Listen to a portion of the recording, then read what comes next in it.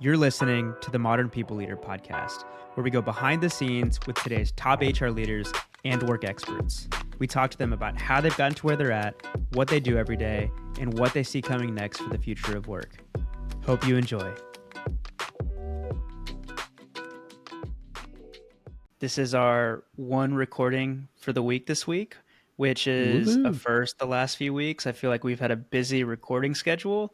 So I've got all of the energy this morning, and I'm excited to have you here, JooBee. How's it going? Good.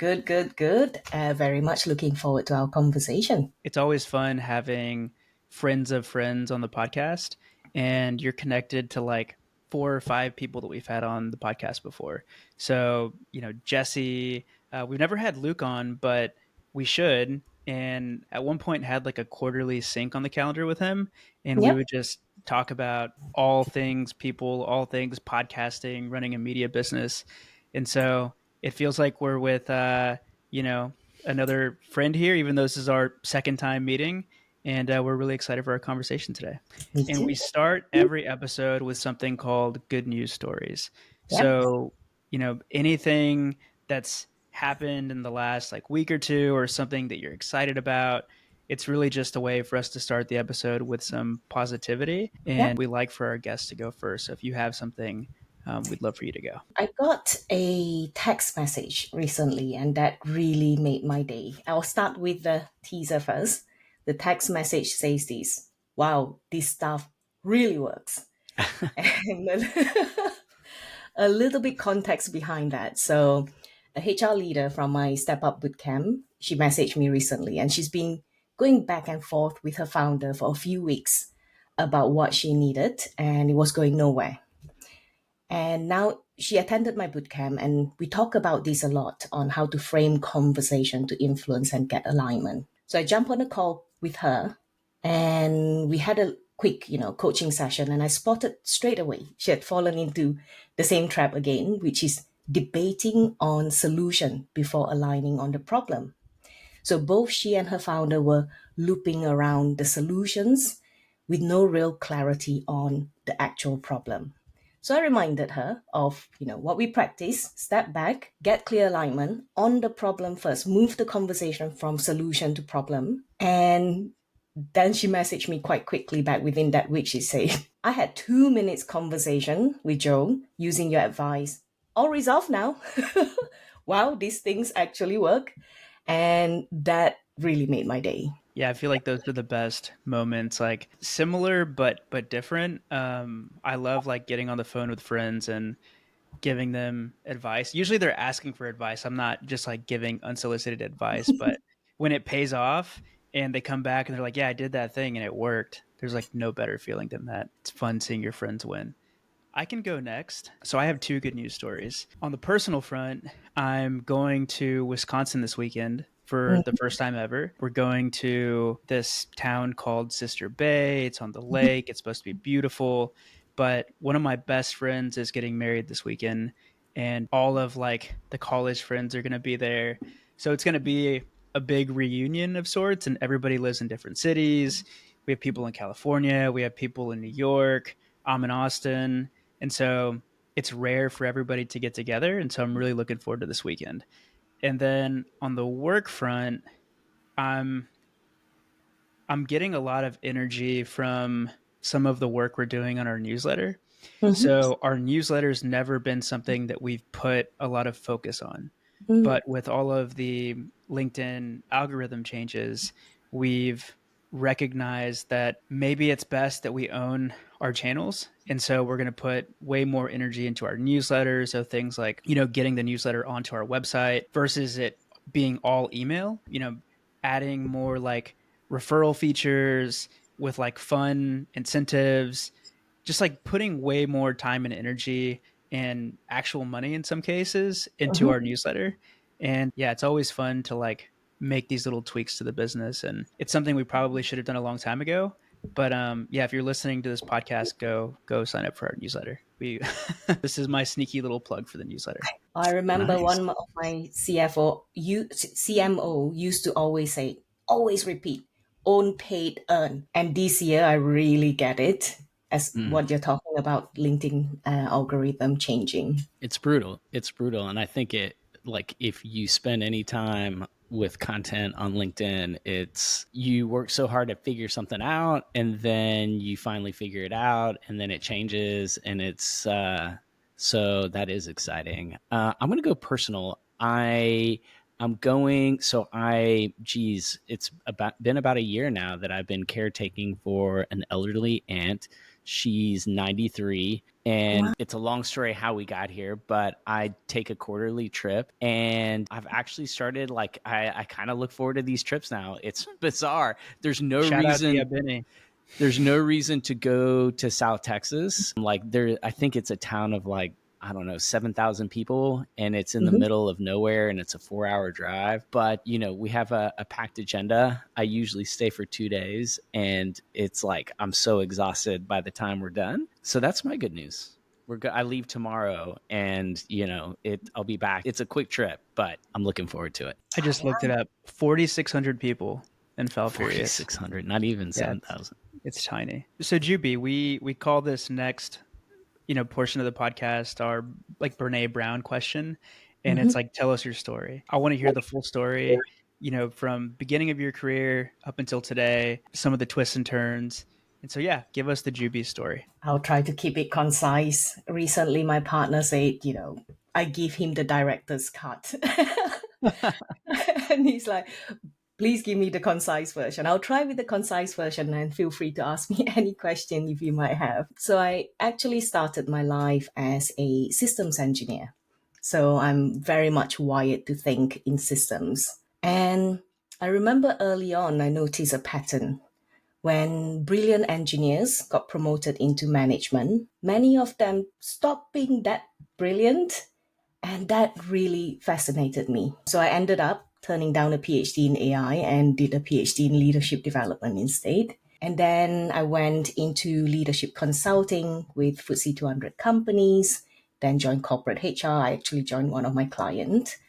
And eventually I fell in love with startups. At every step, looking back, I think I was chasing one big question, which is how do you help leaders and companies to learn, unlearn, and relearn fast enough to keep pace with growth? And as I mentioned, I didn't realize it at that time. Hindsight is always 2020. But looking back, that motivation has always been there, and recognizing it now, although I'm doing something different, it helps me to actually tap into it even more. So that's a little bit of a high-level overview of my journey. I love that. And I think it was in our prep notes that you said you've learned more about HR partnering with CTOs in your career than from any other CHRO. And that really resonates with me, but probably for different reasons. So I'm curious, what you meant by that. In our recent episode with Helen Russell, the Chief People Officer at HubSpot, she said something that really stuck with me. We're in this wild, wild west moment in HR tech. Teams are testing tools, experimenting with AI, and all of it's happening at lightning speed. But the real problem, most HR tools out there are clunky, outdated, and frustrating.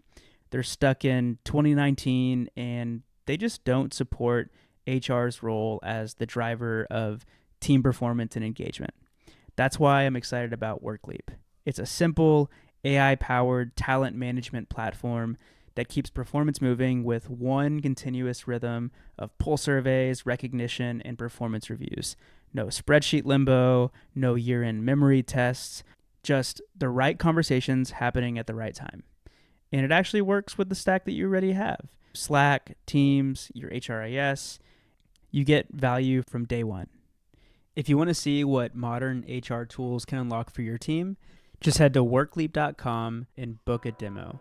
And if you want to get 10% off, don't forget to select the Modern People Leader when they ask how you heard about them.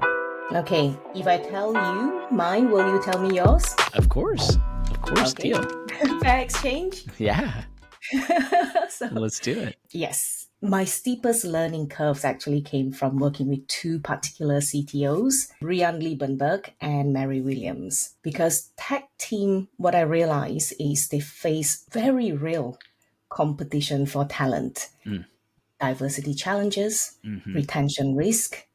So they don't do best practices just because it's fashionable. They really know the stakes. If they don't get people's strategy right, the impact is immediate and direct. So what I notice is, how they, because I partner a lot with them, I also notice how they work. They always start with a problem, they measure the impact, design your MVP, and then iterate. And they tackle people challenges the same way they would approach, customers' problem or building a product. And that actually influences a lot later down, my career when I start to build my own team and own HR strategy, is to start with a business problem, strip away the fluff, and focus only on what actually moved the needle. So that was because now, again, it's all hindsight, right? As I start to write my newsletter, I do a lot of reflection, and that really surfaces in a lot of the examples of what I've learned from them. I love that. So mine is a little different, but very similar. As a CEO, so my background, I spent, half of my career as an HR practitioner, half of my career as an entrepreneur targeting HR. And so this is the third entrepreneurial business I've been in. This one's a media company. The one before was a software company. And it was the first time I had hired technical people in the past, like on a contract basis. But with Workify, the engagement survey company, it was the first time that I had actually managed engineers. And it was, by CTO, I'm really thinking about technical people. And, for me, Well, I think of like Dustin and Glenn. I feel like they had a huge impact on you as well. absolutely. Yeah. I think that's a great point that I wasn't even thinking about. But what I learned about managing engineers is it feels like a more complex relationship than with other employees, because they have a particular skill set that is absolute, unless you're making widgets by hand, they have a highly sought after skill set and very important knowledge that feels like you can't live without. Like, if we don't have people to do these technical things, we're fucked. Excuse my language. Like, we're screwed. And so in a real visceral level, I learned like that is a different relationship. And so how I interact, how I think about managing, they're also like the IQs are very high.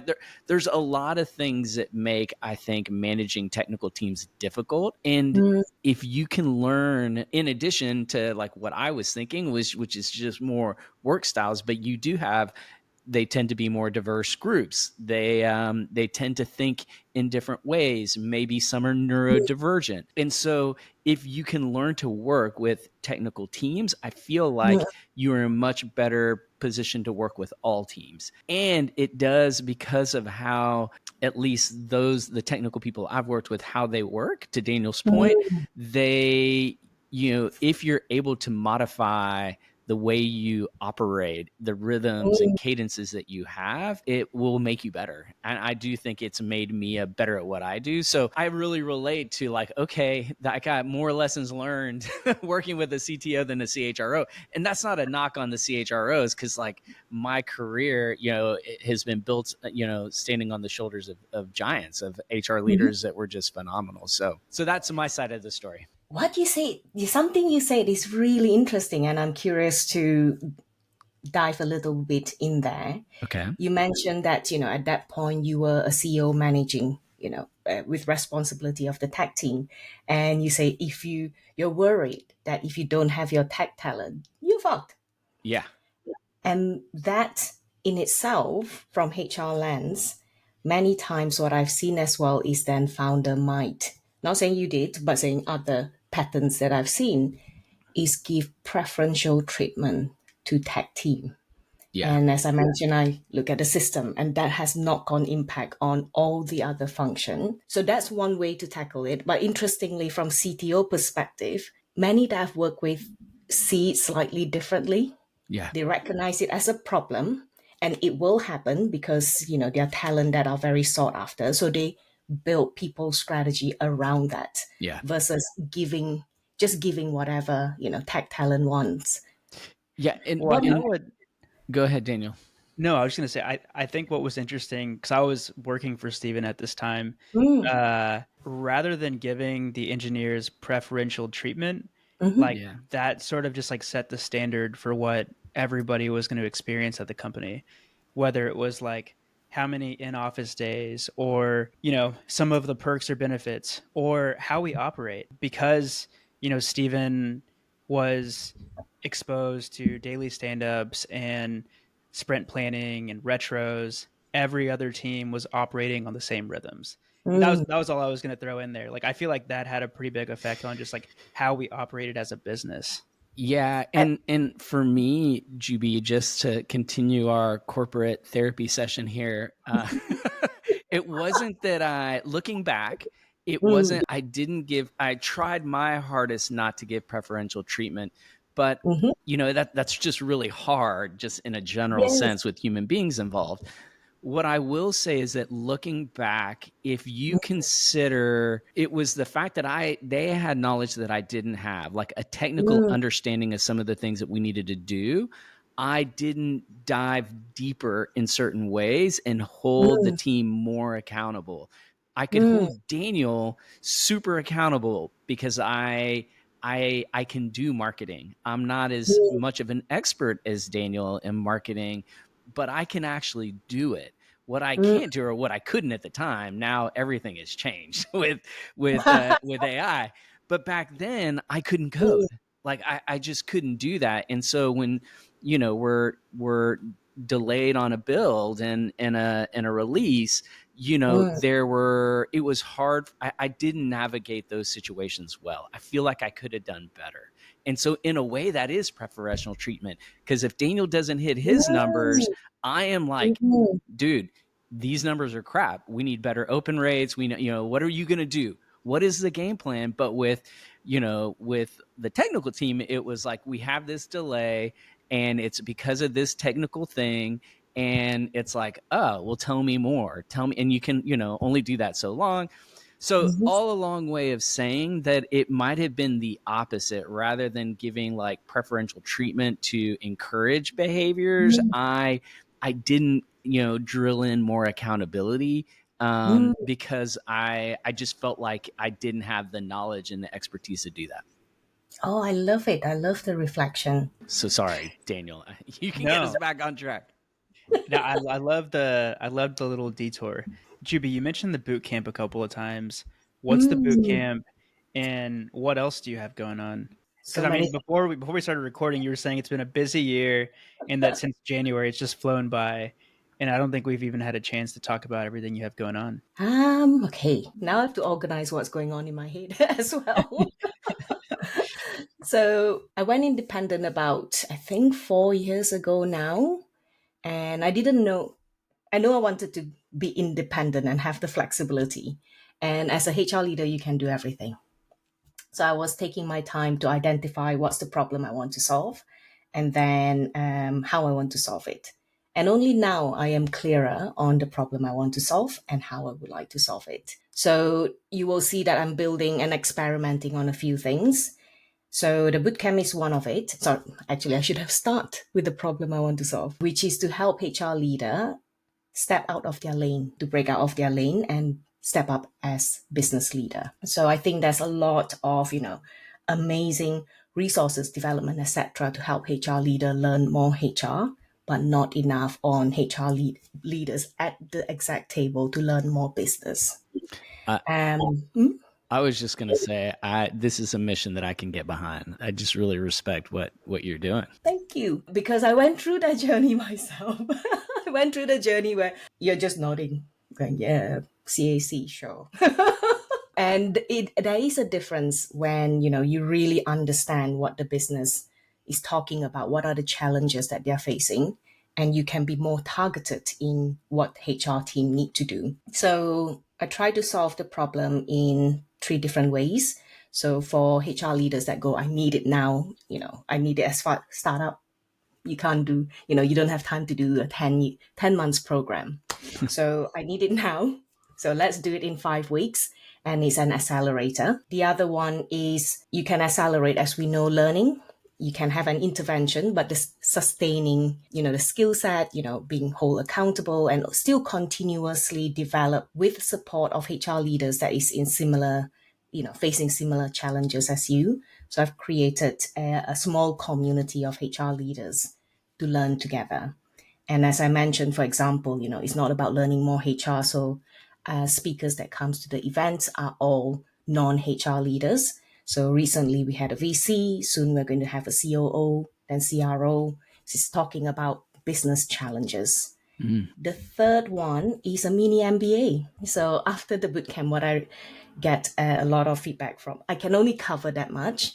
And a lot of HR leaders go, can we go deep on, what is go-to-market? What is that engine? A lot of HR leaders recently even asked, should I do a financial course? Do we have the time if we're in startup? What is the most important thing they need to know? So it's a mini MBA to touch upon everything that's important from building product, selling product, making revenue and profit, and growing funding for growth. So all the things that your founders worry about day in, day night, and night. So high level, that's what I've been doing.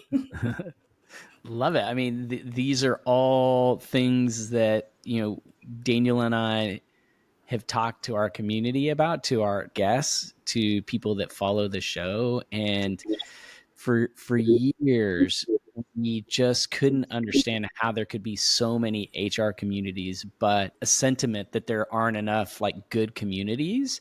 And so to hear about this is amazing. And I was sitting here wondering like why, obviously, I know what you do. We're connected on LinkedIn. We were going to have you on the show. I didn't realize the breadth of your offerings and exactly how much you're doing for the community. And I was like, why is this? And I remembered like Daniel and I had a 2025 goal of expanding our guests to Europe. And we had a goal of like 20%. I can't remember the exact number of our guests this year would be from Europe. And I'm now remembering that's one reason is because the work you do, correct, is primarily in Europe, or is it? Yeah. Yep. So that's amazing. Another reason why I love that this has been my favorite goal of the year is to just interview different rising HR leaders and thought leaders and community members. And so I want to drill into the types of companies that you work with. And so I believe like you've worked most with companies that are in the 50 to 500 employee range. Is that right? And in my experience, that is like where things start to get real. Anything below 50, you can walk around or have one-on-ones, virtual one-on-ones, and keep tabs on people, understand how they're doing. But something around that 50 employee mark where, we would always get clients that wanted to buy our engagement survey software that had 30 employees or 40. And our general rule of thumb was anything under 50, like you don't need a tool like that.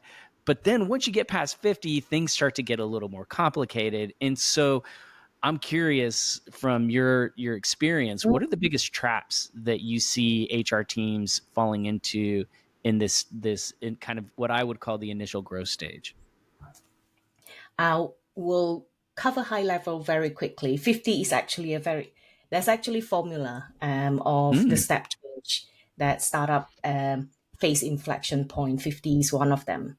And also usually 50 is where you have product market fit. That's when you raise your funding to, go to market. And therefore there's a lot of hire, which means complexity increases. As complexity increases, we need to know the next milestone as well, because we need to build everything that we don't have. That's why, we feel really busy at that time. We need to build everything that we don't have, but also we need to build it in a scalable way where you do not continuously increase the cost to grow linearly. So now in the last 2 years is a little bit different because hiring has slowed down because complexity also increased with headcount. So if we look at that time, even if there's a reduction of, the percentage of growth typically for headcount after 50, still the complexity increases, which means HR is really busy, a lot of things to build, a lot of things to do, and a lot of it is also administrative. So there are three big traps, I think, around this time where HR leader might fall into. The first one is jumping straight to solution. We need this, therefore we need to do this, without truly diagnosing the problem. Second trap is trying to do everything, because we are people who, really love to help. So instead of ruthlessly prioritizing, we try to do everything. And the third is making the mistake of mistaking activity for impact, where we deliver a lot of initiative that don't actually shift business outcomes many times. And I'll try to illustrate this with an example. Recently, I was coaching a HR leader who said, we really need to do succession planning for the whole org. It will take about 3 months. It's urgent. And we already have so much to do. They were growing, massively. They were going into different market, etc. And the risk of losing people. So I still asked the obvious question: why do you need to do succession planning? And she said, business continuity. We need to mitigate the risk. We're growing fast this year. If somebody leave, there'll be a massive gap. And then I asked again, where exactly is your biggest risk? She said, exec team, tech team, sales team. I said, okay, where is it every role in those teams? And she thought about it, and she said, about 2 roles in exec team, a few in tech, a couple in sales. So I said, great. Then only focus on those roles. Build a mitigation plan. Do you think you can do that in 2 weeks? And she said, yes. And that's the difference when we are in such a busy growing, stage where, you feel like you have everything you need to do, not diagnosing the true problem and trying to do everything, which leads to busy work, instead of focusing on the things that truly move the needle and maximizing our own impact. So that's what I normally see. So it sounds like the one, I guess, like truth that, will continue being a truth going forward is that you should diagnose the problem first. I'm curious how has your work changed in the last year or two? Have the traps been different? Is it the same traps? So, jumping straight to solution, trying to do everything and making the mistake of thinking activity is impact. Is it just like amplified? Because now Still, they're getting all this. Yeah, I'll just stop talking. Does any of that resonate at all? it's still the same. Still the same. Am I allowed to say this? You can say whatever you want. Same shit, different pal. Yeah. Okay. So we might not have, headcount growth problem. Now we have AI transformation. Yeah. So I was literally writing a newsletter on the weekend where where founders go, we need to include AI adoption in performance, review. Yes, we're going to include that. But, what are you trying to achieve? What's the problem you're trying to solve with AI adoption? What needle are you trying to move? So same challenge, different way. Got it. What are some small, I guess, mindset shifts that people leaders can make? So I'm hearing, start with diagnosing the problems. Any other tips that you give the people leaders that you're working with? The tip is really simple, and I'll caveat that. So I always ask 2 questions. Is this nice to have or need to have? Is this the thing that only you can do? So if it's nice to have, park it. If somebody else can or should do it, delegate it. Then go after the smallest action with the biggest impact. What I mean by it's simple, but it's very hard to do it for ourselves. When I was in the role, I have my mentor asking me this question. So it's easier coming from, your mentor, accountability buddy, somebody who can challenge you versus you thinking it alone is a bit harder. So when we think, I'm just going back to the biggest, the 3 issues. And I've seen that in the form of data that we are collecting for our clients, when I ran an engagement survey company. Mm-hmm. And all of that is real. And I also think about having been a practitioner, Mm-hmm. and I think there's a tendency, when I was a practitioner, to overfunction, like thinking that overfunctioning was the solution. Like, I'm just going to do it harder or do more, or like, there's just like, I'm going to have a zero, like there's going to be no message in my inbox. Those were the solutions. Mm-hmm. And having gone through that boot camp we were talking about, or Jessica's Vaughn earlier, one of the things I remember reading about or learning about was, decision making frameworks, and, being, I guess, more rigorous in the way that you are assessing, the work, that the priority list, and the priority list is always, it's always growing. And Mm-hmm. so I was a fan of the Eisenhower matrix, Mm-hmm. um, because of the simplicity.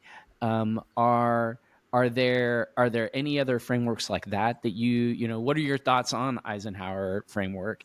What are your thoughts on, other methods that have been successful? And I guess the last question is like, how do you how have you seen teams just get out of the human operations? Because that's another thing, is like, to even have enough oxygen to think, okay, is this critical? Will this make an impact? Or, sometimes it's hard to even get there. And so, help unpack this for us. Like, how have you worked with some of your clients on these issues?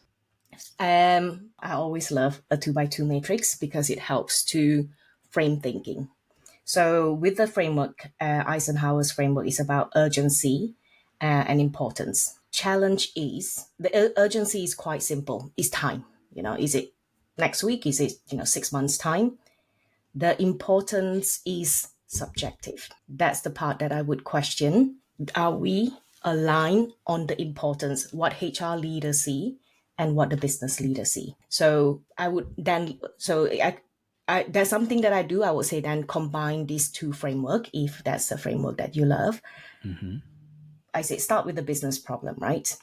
Instead of asking what is HR's priority, only ask what is the business most important problem right now. And I will be a bit blunt. There's only three priorities for a business, a for-profit business: build product, sell product, make revenue and profit. It's not about, I will talk a lot about revenue, but revenue is not the end goal. Just like salary is not end goal for employee. Salary is to give you security, to give you, the holidays that you can take your family to, etc.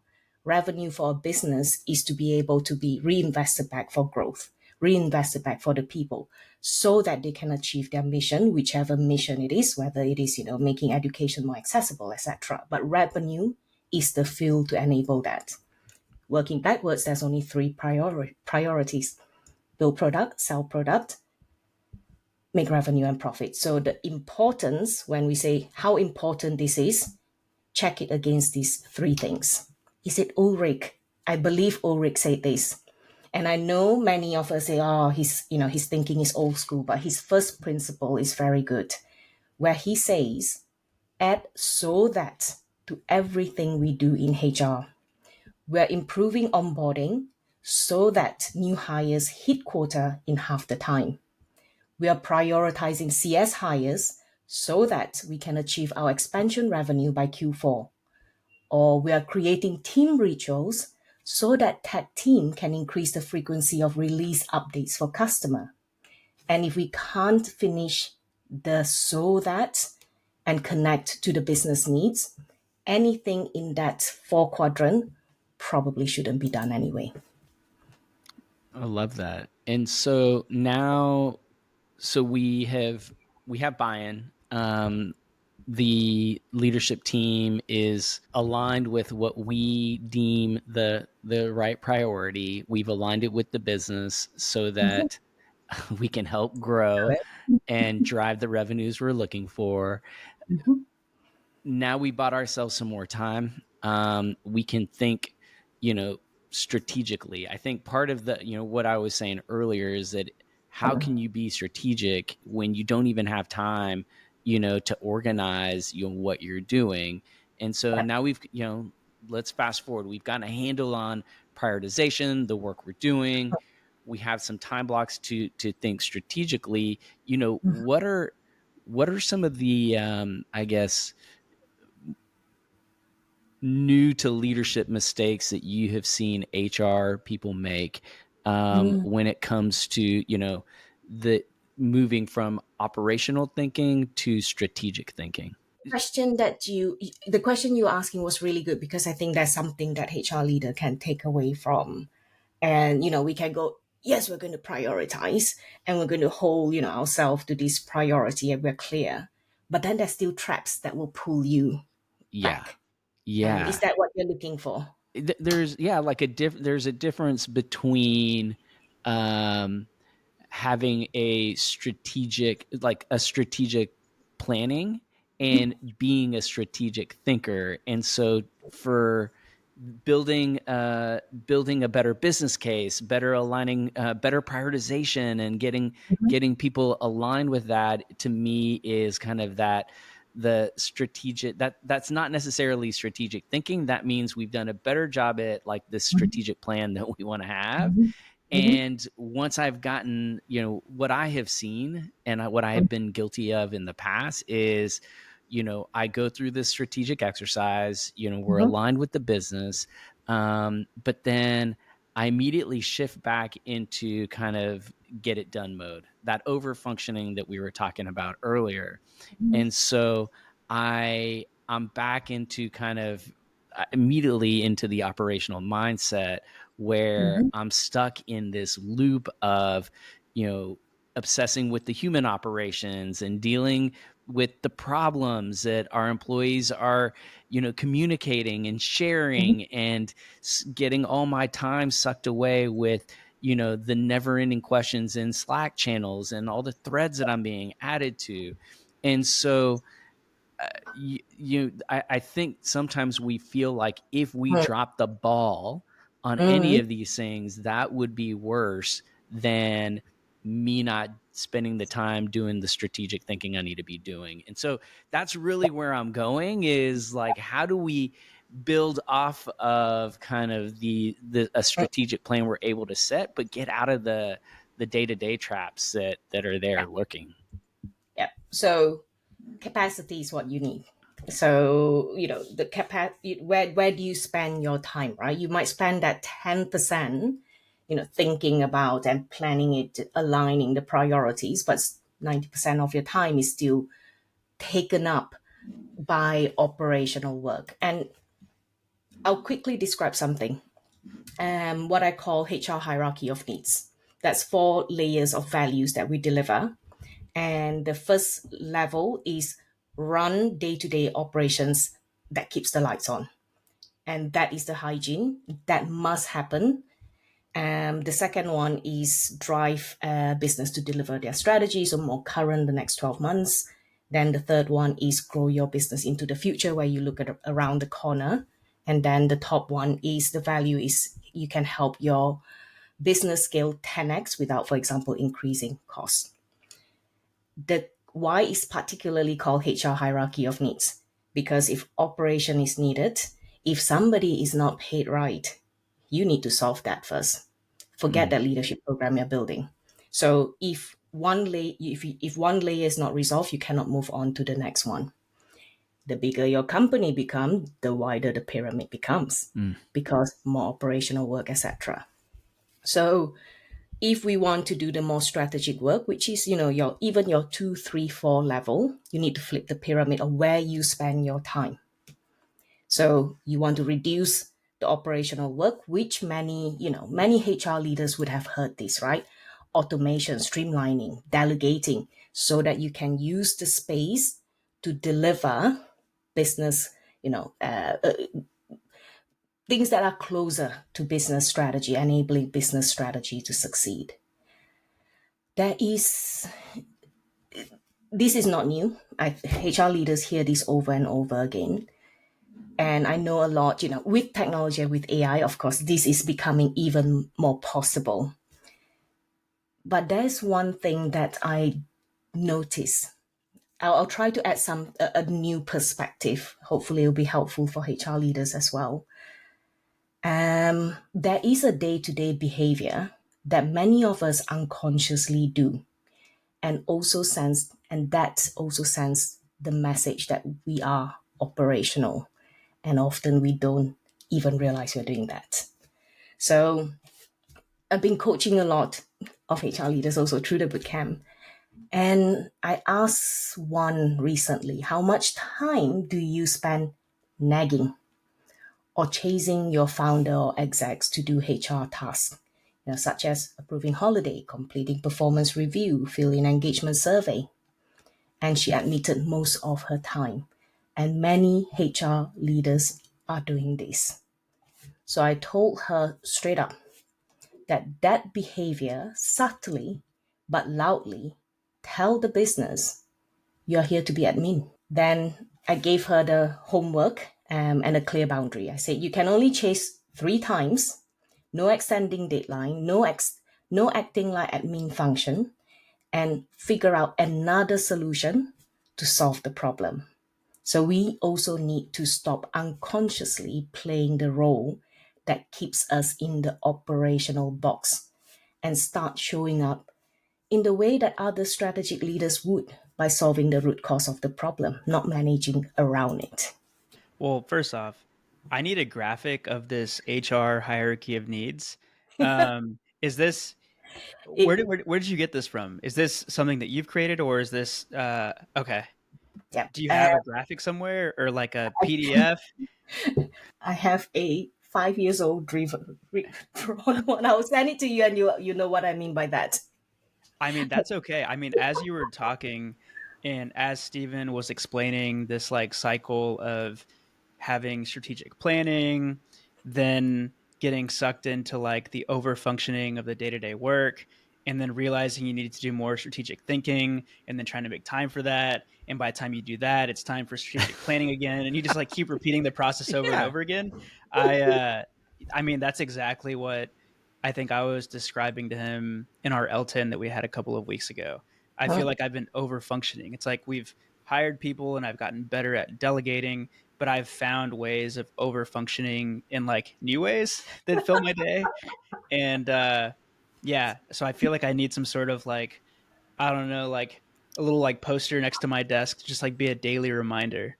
The inverted pyramid. We just need that inverted Yeah. pyramid sitting there reminding us, okay, where should I be focused? What are my needs?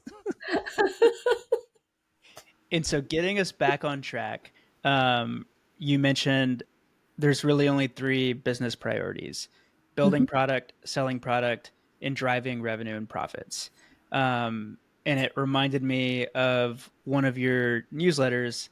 I think it was from earlier this year, where you you wrote about how instead of bracing for layoffs, you should start driving revenue.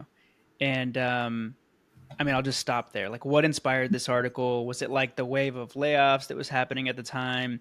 Was this just like a recurring theme that you were having in your coaching sessions where you were helping people diagnose like what the problem really was? Yeah, tell us a little bit more about that. Thank you for picking out that particular newsletter. It's one that I actually wrote in anger. Those are the best ones.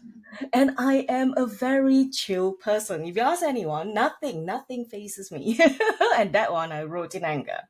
And I'll share the behind what happened behind the scene. So it's actually mid-year. It was not too long ago, maybe a couple of months ago. So around May, June, as you know, middle of the year. Um, so happened I was having 2 very different conversations.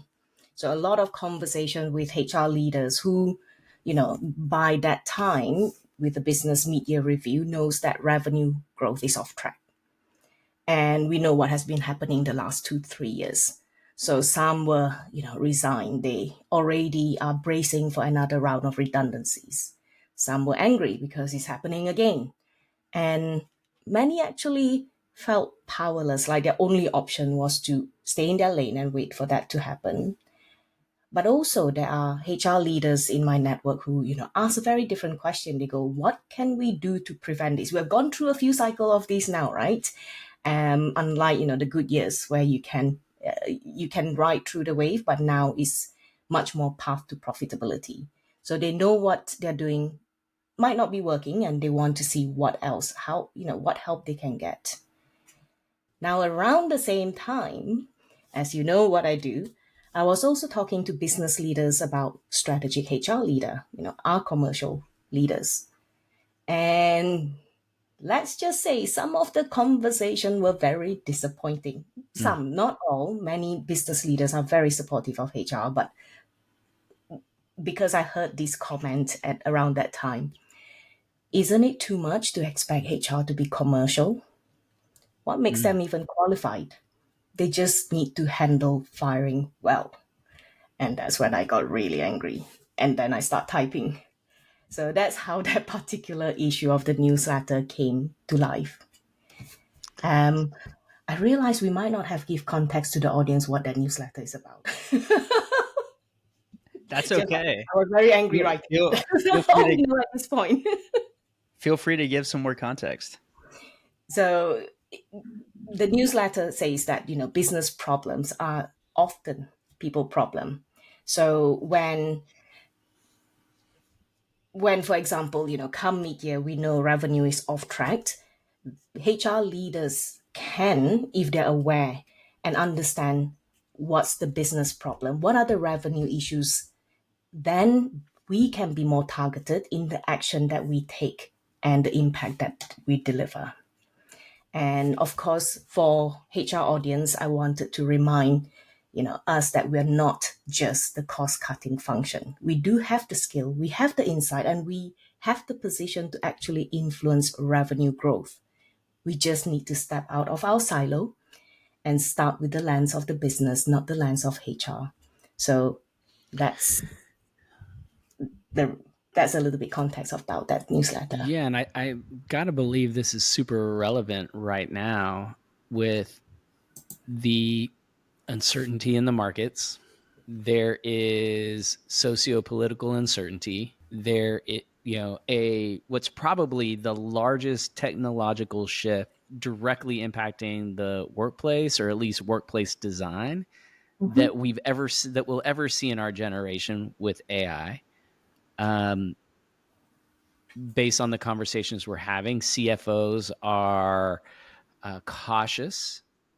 Is probably the most optimistic word I can use, or most positive is, cautionary. Like everything is cautionary, right? Headcount, we're cautionary, right? Tech investments, cautionary. And so I feel like that is all a symptom. And Daniel and I are in the business of sales and marketing, and we know that pipelines have dried up, that the old sales motions are no longer working, whether it is, you were reliant on organic and SEO was bringing you all your traffic. That's gone. Who's looking at a Google ad now, right? We're just looking at the Gemini, whatever is returned in the by the LLMs. That's what, that's what we're taking as truth. And so for all these reasons, I think it's super relevant conversation right now, because there are a lot of companies whose revenues, who are off, they're not going to hit their projections. And if you were a people leader listening right now, knowing this is going to be another quarter where you're not going to hit your numbers, like, what's the very first move you make? Like this week, like, what is one actionable thing that we can do today that you would do if you were in this situation? I will find when I will lock down, not find, find and lock down. Either, my founder, my CRO, my CMO, my head of product, or anyone who touches revenue, and ask one question. Where is the revenue leaking? That's the most important question. Just from that question, of course, you keep asking probing question around. Go in curious. We do not need to have an answer in our head yet. We just need to listen and understand first. So I mentioned, for example, the community that I currently is in beta. And as part of the onboarding, that's the first challenge they have to do, which is to go and talk, not this specific question, but just go, how are we making money? Mm. And I talked to one of them recently last week, and they go, there's so many things I didn't know. I've been here in the business for about 5 years. So be curious. Step out of our lane. Our business wants us to step out of our lane. And for the people leaders that have taken that recommendation and set up a meeting with their CMO, their CRO, their CEO, and ask the question like, "Where's the revenue leaking?" What are some examples of responses, or like what have they been able to discover? Is it like one like specific like team within like the sales team that's been driving all the revenue, and now like I don't know, like maybe there's like been innovation in their space and that's blocking them from, like I'm just curious like the types of responses that they're getting. There could be so many responses. Yeah. even I was struggling to cover in my newsletter. I was like, okay, let's start with maybe the most common one. Um, Typically, I think what you might hear where the revenue issue might be could be low conversion rate. You have a stalled pipeline, or that's about four that I have to say that I normally see. So please don't take this as a research. The second one is rising customer churn. So you're losing your customer on the other end. Or it could be, what you need to deliver to customer is slow. So for example, certain features, etc. And the last one could be the expansion revenue from your current customer is weak. Those are the typical four that I tend to see for, when it comes to revenue issues.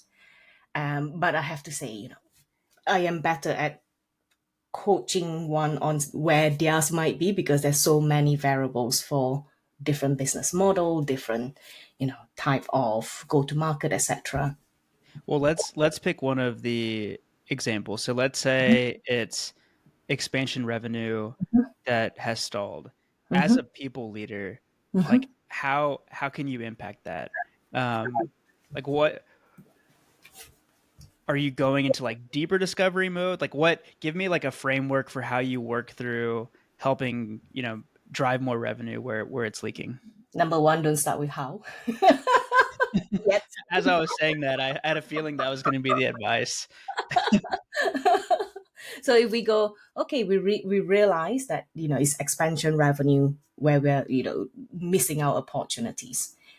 Keep asking why. Probe from every angle that you could. So some of the examples that could, let's say, come out could be, and this is actually one that's quite recent one that I remember. Your CS team are not incentivized. Like you have commission for your sales team, so new customers, but there's no bonus structure for upsell and retention. It's such an obvious one, right? So it falls nicely where HR can help with that.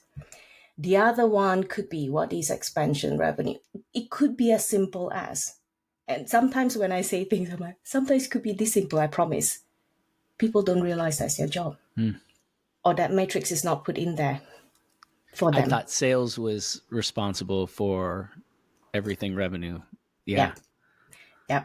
Or, it could be the skill set that they don't have, or the tool to flag, certain trends of usage of customers. Like there could be so many variables. So don't go in with, this is how I think, we could solve it. That's why I always say, really diagnose where the problem is, so that we don't just throw shit on the wall. I'm so sorry. I just realized this is the second one now. You're fine. This is a safe space, JooBee. So, and just building off of that, how are these for the modern HR leader? Am I am I going into these, are these interviews that I'm having? So first I meet, with the go-to-market leadership, Mm, CRO, CMO. Then we realize, okay, we've got an expansion problem.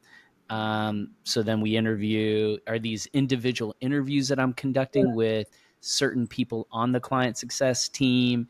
And, am I going into these meetings with like a Firefly's note taker? So then I can then get seriously, because it seems, going back to the operation, like strategic mm, thinking versus operations, like I know we need to do this, but also where am I going to find all this time? mm. How am I going to do this in a way that I can actually deliver, do something with all the information I'm collecting? Priority. So if we think about this, right, it feels good to roll out an engagement survey. It feels good to, I don't know, tweak that onboarding form whatsoever. If we do if we do not understand the business problem, if we don't spend time to do that, then everything we do is nice to have. And we talk a lot about, why HR is not seen as strategy, why are we seen as, back office, etc. Because we cannot connect what we do to where the business needs us to lean in. So how do we do that? And that depends. So I'll give a couple of scenarios. If you are a standalone HR person, that's a bit harder, right? You really have limited time. Starting by freeing your capacity, what should you do or not do? Let's start with that, right? We think we need to do everything. There are many things that actually we don't need to do. Then, of course, there's optimization, etc., etc. Then have a, don't. Here's my advice to everyone: don't feel stressed that you have to go in with, I need to know all the answer. Be as interested as you are to your, best friend's new hobby. So, what are you worried about, CMO, how our pipeline coming along for all your leads gen? Tell me more. It's okay. They people love us talking about things that they care about. So as long as we're curious and ask the question and remain curious to not jump, must be that problem. Remain curious to keep asking. But because we don't have enough time, then I would advise go to the person that most likely have all the information. So you don't have to go to 10 people. So typically that could be the founder, the next person will be the leader of the function, and so on. But do not miss the opportunity. If you have time, talk to the AEs, talk to the CS team, because they will have different perspective as well. And that then you can triage all the different information you have. So what I want to say is don't feel, I know sometimes it goes, should we ask that question? Should we really know every jargon that we're going to ask? That's okay. I still ask silly question. The other day I have to ask about ACV or some acronym. It's okay. People love to tell us about what they care about. Yeah, and I feel like the revenue leader, whether it's the CRO or the CMO, they're gonna know the one person, or the CS leader, they're gonna know the one person on their team that like just gets like the most energy from doing this work, and is like, or maybe they're like the one person that's actually getting expansion revenue, and Mm, it's understanding what they're doing differently, or the mm, one AE that seems to be closing way more deals than everybody else. Like I saw like a LinkedIn post the other day about how this one company did an analysis of all of their, I guess, Gong data, mhm, and they compared that to uh, pipeline, and then closed one opportunities for each AE, and they were able to distill it down to like two or three things that their top AEs were doing differently. It mhm, was like talking less. mhm, So the top AEs only spent on average like 25% of the call talking, and the prospect was talking 85% of the time. That was number one. Number two was like, uh, uh, what was it? Like asking about the person's personal life and like what. So it's like little things like that, but it wasn't the things that you would think would make for the best salesperson. mm. And so I know I'm kind of uh, getting us off track again, and we're running out of time. We're out of time. Um, but this was so much fun. the last segment we have is something we call rapid fire questions. So it's a set of 4 questions that we ask every guest, and we'll try to get through these pretty quickly. So question 1, what's one piece of advice that you'd give to somebody starting in HR today? Learn your craft, but don't stop there. Learn the business. Ooh, love that. Is this supposed to be concise? Do you want me to Yeah, elaborate? no, this is great. This is great. No, I love the conciseness. Next question, and I'm going to change this up a little bit. So, if your clients gave you a superpower nickname, what would it be, and why?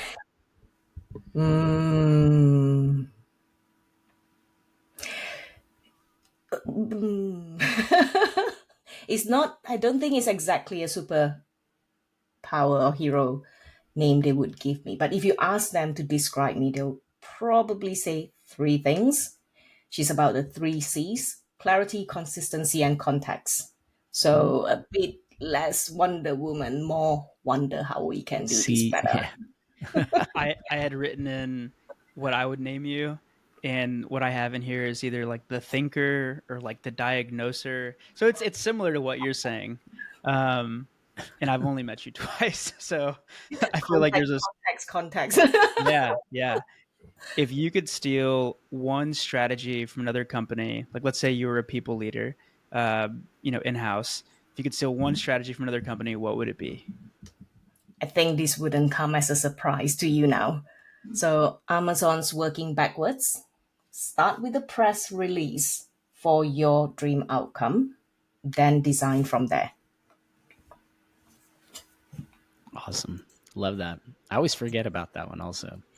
The last question, if there's someone that we should, showcase, profile, feature on this show, someone that is just cutting edge and really pushing the people space forward, like who is that? Who should we have onto the show next?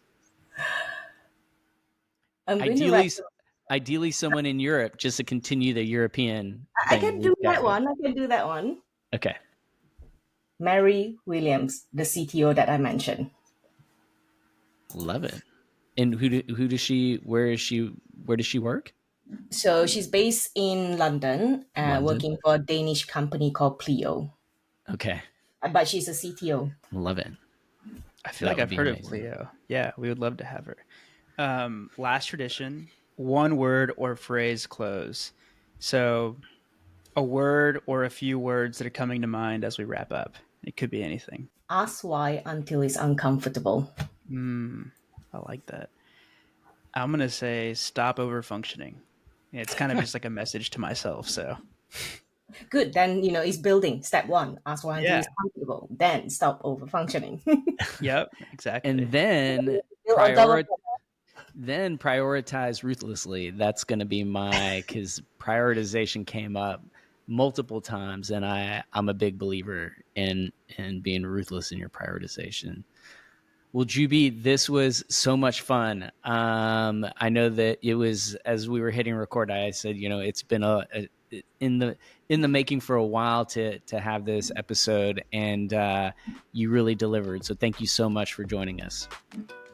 Thank you so much as well. I really enjoyed that, you're asking me questions I have not been asked about actually a lot. So thank you. All righty, guys. All right. Bye.